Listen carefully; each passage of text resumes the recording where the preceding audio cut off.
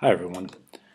We're getting a little bit further into the school year, and I thought it would be a good idea to, based on some feedback I got, to just pause, take a little bit of time and create this video to give you some tips on how to keep track of what your child is doing in our math classroom.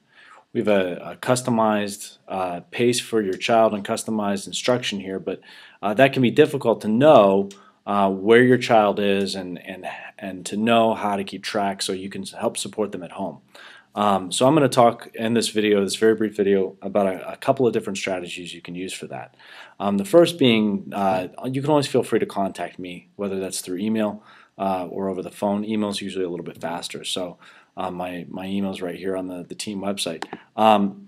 Obviously, I think some of the confusion is stemming from when you go look at the team homework board. So on our homework board, what I've posted here is basically where the majority of the team is as far as pace is concerned. So I take a look at where everybody is and kind of say, okay, this is where most of the class is. So your child might be ahead of this pace, they might be behind this pace. I don't personally assign each child their homework for the night. They have to do that based on what they have accomplished in class. Basically, when they get home, they're going to continue to work on the things they worked on in class, or maybe even the next topic. It all depends on whether they need more time or less time to master those concepts. So on the team homework board, what I've just basically how you can use this is to just get a general sense of where the rest of the team is.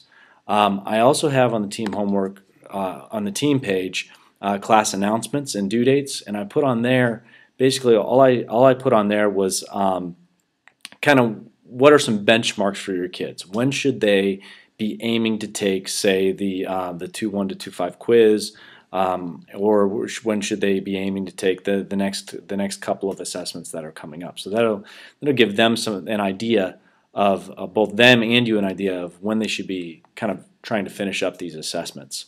I also have given each child, and I'm going to post this on this portion of the website as well. I've also given each child a checklist, and this has all their learning targets and every task they have to complete in order to master, say, the things they need to in order to do the first quiz in Chapter 2, all the way through the second quiz of Chapter 2, and all the way through the Chapter 2 test. So this will be a good resource for you as well to kind of see where they are, what are they working on, and where are they in the process. All the material on this checklist corresponds with an activity in Blended Schools. So let me hop over here to Blended Schools and kind of show you what this would look like from a student perspective. So what I've done is I programmed this so that what the child sees at the bottom of each page is what they currently should be working on. So for instance, this is just if a child had just started the school year. You see they have the class rules and procedures. They have a little video clip kind of explaining to them how to do the order of operations project we did in class. So I described that project in class, but if they needed to go back and watch the directions again, they could have. They also have directions here in the folder. So lots of different resources posted here. But the thing I want to point out to you here is this Mark Reviewed button on the bottom of the page. Basically, once they are done with the project or they're done with any activity, they can click Mark Reviewed, and that will open up. Should we scroll down here? That will open up the next thing, whether that be a folder or it could be another a little short Blended Schools assessment they need to take. But that will open up the next gate in order for them to go to the next activity. And once I click into Chapter 1 folder, you can see I've got the pretest here that I would need to take if I were a student. And if I just turn edit mode off here, go back into teacher mode, you can see, and again, going back to that task checklist, you can see where all these different tasks would start to open up as the kids either click Mark Review. There's also a couple assessments that they have to take and get 100% on. So that would be another way you would unlock a gate in this.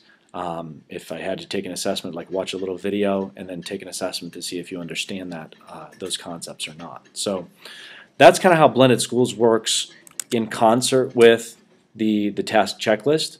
So if you want to know exactly where your child is, have them pull out this checklist. It should be on their iPad. You'll notice here's the Chapter 1 task checklist. They would just download this into Notability. And then they're supposed to be checking off each task as they master it.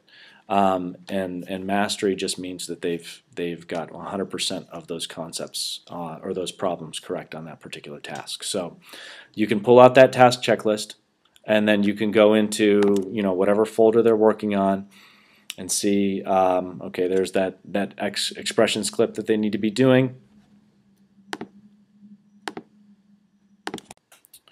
And then there's also, you can see this quick check here. This would be something where they would need to get 100% on that in order to open up the expressions basics.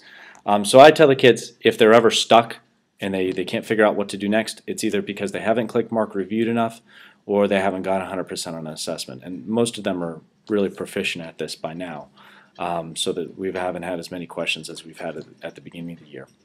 The other way you can keep track of your kid is obviously in MMS with their grades. Now, it is a little bit different with my class because it is mastery based. So every kid is going to, every homework assignment, so these are all homework assignments here, is either going to be worth 1 point. And it's going to be either a no grade, or it's going to show up as missing until they master that. But as soon as they master it, it just is going to turn to a 1. So this particular child, notice they have a no grade on the all inequalities basics, but the due date is 9/25. What that means is basically when I change assignments from no grade to missing is when they are generally a week or so late. I update MMS every morning before I come to work with assignments that were turned in the previous day. That's usually my my habit. But if you see no grade on there, that just means that that's someplace that they should be, but they're just slightly behind. So probably not a huge cause for concern if you see that no grade on there. Where you should start to be worried is if you start to see missing assignments. Missing assignments are assignments that the students should have already mastered. And they're a little bit behind. Notice these assignments. Here's one from September 3rd. Here's a couple from September 23rd that are still missing. So if you see missing assignments, that's a sign that your child is probably falling a little bit behind the pace of the team, and maybe we need to work together to figure out how to get them back on track. I have all kinds of creative solutions. I'm willing to work with you, whatever you want your involvement to be. I have things I can do on my end that I'm already doing most likely, but if you have questions, just please feel free to email me if you have a situation like this, and I'll be glad to help.